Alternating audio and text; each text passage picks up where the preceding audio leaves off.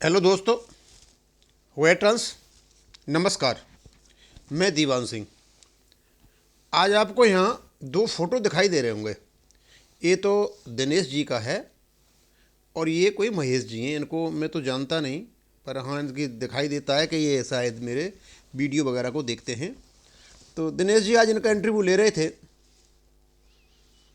तो पहले तो इन्होंने रेल रोको आंदोलन के बारे में बातें की। तो महेश जी ने कुछ युद्धों के बारे में बातें बताई। ठीक थी जानकारी। जैसे जैसे आगे बढ़ते चले गए, रेल रोको आंदोलन। अब ये तो स्वाभाविक सी बात है, जब रेल रोको आंदोलन है तो आग्रह भी आप लोगों से करोगे, वो भी ठीक है। मैंने वो कमेंट में मेरा नाम देखा। मैंने कहा यार मेरा नाम कहाँ से आ गया आज। मैंने फिर महेश जी ले आए क्या, दिनेश जी।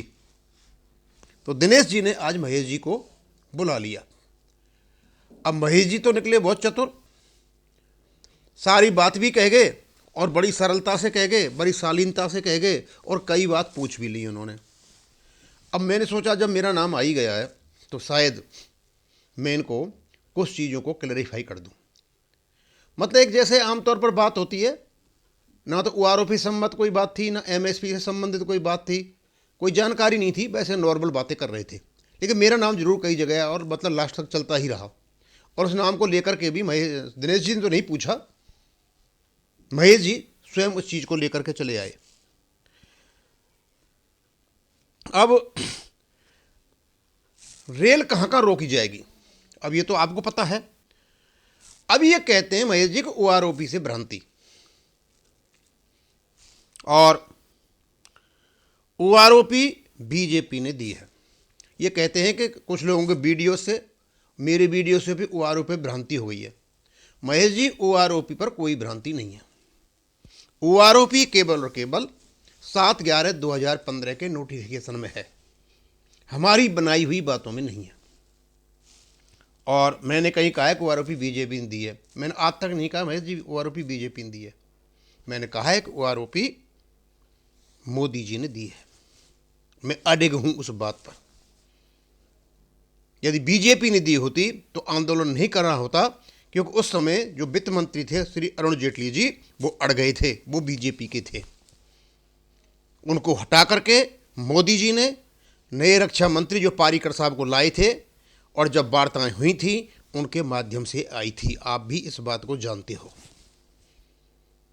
कांग्रेस 26 फरवरी 2014 को 1300 करोड़ का 500 करोड़ रुपए का प्रावधान करके चली गई थी, और ये केवल आपको 1300 करोड़ रुपए देती, जैसा पार्लियामेंट ने जो कमेटी थी किसकी, कोश्यारी कमेटी, उसके अनुसार आपको देती। आपको ओआरओपी नहीं मिल रही थी।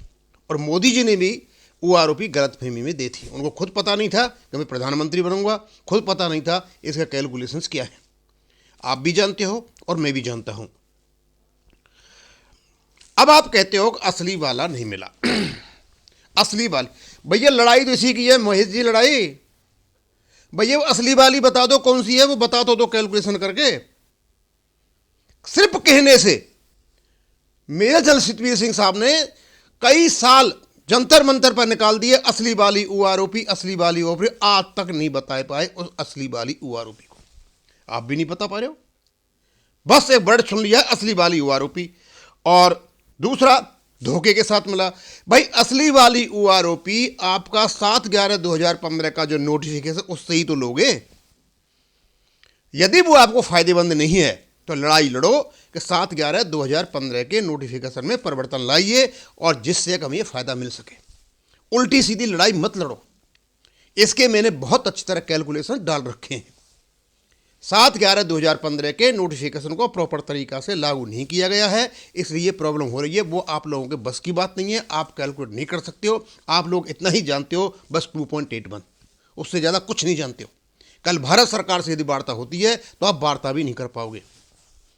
लेकिन मैंने ये कभी नहीं कहा है आज तक कि ओआरओपी बीजेपी ने दी है। बीजेपी वर्ड मेरे दिमाग में कभी, हाँ मैं कहता हूँ मोदी जी ने दी है, उनके प्रयत्नों से आई है, और उन्होंने ही ये दिलवाई है, क्योंकि वो वादा करके बैठ गए थे। अब आपने बोला पूर्व सैनिक गलत बोल रहे हैं। महेश जी आज तक एक भी पूर्व सैनिक को मैंने इस प्रकार की लैंग्वेज नहीं बोली है। ये जो फालतू की चीज़ आप कर रहे हो ना, इनको न करें तो अच्छा है। ये लोगों में एक गलत संदेश जाता है। मेरे फैक्ट्स और फिगर्स पूरे पूर्व सैनिक अच्छी तरह से जानते हैं दीवान सिंह के नाम से। सभी बोल रहे हैं, बीजेपी सभी बोल रहे हैं ये कि पूर्व सैनिक गलत बोल रहे हैं, और सभी से नहीं, ये इस प्रकार की भाषा नहीं बोले। और बीजेपी और कांग्रेस जो विरोधी हैं, पता नहीं क्या क्या बात कर रहे। मोदी जी ने ये दिया वो दिया, ज्ञापन दे चुके, ओआरओपी की मांग नहीं।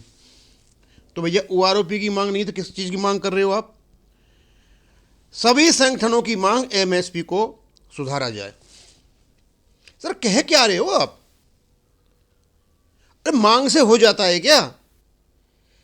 एमएसपी का केस कोर्ट में चला हुआ है। जो आदमी इस केस को लड़ रहा है, वीर बहादुर सिंह जी, उनकी हिम्मत है, खर्चा करते हैं। आप लोगों का उसमें कोई योगदान नहीं है, हमारा भी है तो थोड़ा बहुत पैसा दे करके बैठे, लेकिन लड़ाई केवल और केवल वही संगठन लड़ रहा है, और उसी संगठन के पास ताकत है क्योंकि उस क्षेत्र में वो लीडर हैं, लीगल क्षेत्र में वो लीडर हैं। अब आप साबका सैनिक संगठन की जो बात कर रहे हो ना, आपका नायक हरपाल चंडीगढ़ में इस केस को हार करके बैठा हुआ है, और हमें अभी भी यही शक है कि यदि चंडीगढ़ वाला केस हारा हुआ, यदि यहां डिसीजन में आ गया तो हमारा तेल हो जाएगा। आप एमएसपी की बात न करें तो ज़्यादा बेटर है। और एमएसपी वैसे ओआरओपी का मुद्दा है भी नहीं, वो एक अलग मुद्दा है। और मैं आपको बता दूं, एमएसपी में केबल और केबल जो कैलकुलेशन है उससे जेसीओज को नुकसान हुआ है, क्योंकि जेसीओज के जो पे स्केल्स थे, जो एक्स जायसवाल था बाई ग्रुप का, उसके मिनिमम से सेट होनी थी जेसीओ को, जो एक सिपाही के मिनिमम से कर रखी है। और ये अब या देर या सवेर ये तो इनको करना पड़ेगा, और उसमें कमी हमारे जेसीओज की है। और जहां तक आप फिर आपने बोलते हो ओआरओपी की विसंगति के लिए 3 जजों की कमेटी, आपको बता दूं मैं 3 जजों की कमेटी, और आप कह रहे हो कि हम इसी के लिए लड़ रहे हैं। ये 3 जजों की कमेटी आई क्यों थी? क्योंकि आप जब जंतर मंतर बिल्कुल फेल हो गए थे, फेस सेविंग के लिए आप इस चीज को लेके आए थे, जब अर्जुन सिंह राठौर भी आपके साथ थे, कहीं से समर्थन नहीं मिल रहा था, और उसी चीज को अर्जुन सिंह राठौर आपसे अलग हैं, और इसको आप मांग कर बैठे हो 3 जजों की कमेटी। अब जैसे ही आपने 3 जजों की कमेटी मांगी, उसी दिन से आज तक मैं कह रहा हूं हां ये बिल्कुल आपकी सही मांग है, लेकिन संयुक्त जो मोर्चा है सुरेंद्र पहलवान जी का और अर्जुन सिंह राठौर जी का भी मोर्चा, वीर बहादुर सिंह का संयुक्त यूनाइटेड फ्रंट, आपकी इस मांग के विरुद्ध में है। इनकी मीटिंग हुई थी, इन्होंने बोल दिया उसमें बहुत ज़्यादा टाइम लगेगा, वो ठीक नहीं है। अब सरकार तुम्हारी माने या उनकी माने, गलत सूचना मत दो, पहले पता होना चाहिए कि क्या बात चल रही है। और यदि वो मान गए आपकी बात, बहुत अच्छा है, मैं तो इसके साथ पहले से ही था, इंस्पाइट ऑफ द फैक्ट कि जिस संगठनों के साथ मैं था वो उसमें से राजी नहीं थे, लेकिन मैं राजी था कि 3 जजों की कमेटी आएगी तो हम अपना डिटेल्स उनके पास रखेंगे। और मैं आपको बता दूं महेश जी, कल को यदि वार्ता होने लगी, आप कोई वार्ता नहीं कर पाओगे, क्योंकि आपने स्टडी कर ही नहीं रखा है। अब बोलते हैं आपको दीवान सिंह जी को बहुत मिल चुका है, साहब वालों को नहीं मिला। दीवान सिंह अपना डाटा बताएं, और मोदी जी कहते हैं 90,000 करोड़ रुपए दे दिया, और पीपीओ ओआरओपी से पहले का, ओआरओपी से बाद का। महेश जी मुझे ऐसा लगता है कि ऊपर ऊपर की मत खाओ, थोड़ा भीतर घुसो, उसके लिए मेहनत करना पड़ता है। मैंने इतने वीडियो डाले हैं, सिपाही से लेकर के ऑनरेरी जो लेफ्टिनेंट कैप्टन है, इवन ऑफिसर्स के भी मैंने डिटेल 6 महीने से लेकर के, और जितने भी सर वो सारा डाल रखा है, और अलग अलग कलर में डाल रखा है किस साल में किसको ज़्यादा नुकसान हुआ है। आपको मैंने पहले ही बताया और कई बार बताया होगा कि मेरे को नुकसान हुआ है। मेरी जो पेंशन थी वो थी 26,974, अब डिटेल बताता हूँ, और अब हो गई वो 24,950 कुछ, यानी 2,500-3 हज़ार रुपये और कम हो गए मेरे। मैं रो नहीं रहा हूँ, क्योंकि हमारा जो फिक्सेशन था नायब सर का, उसका साथ ही वेतन आयोग में ही कम फिक्स हुआ है, ये उसका कारण है। ये ओआरओपी का उससे कोई लेना देना नहीं है। जब तक 42 से का 46 से ग्रेड पर नहीं बदलेगा, तब तक न्याय सुधारों के साथ यही हालत रहेगी। अब क्यों, उसके लिए तो पढ़ना पड़ेगा, चीज़ों को जानना पड़ेगा।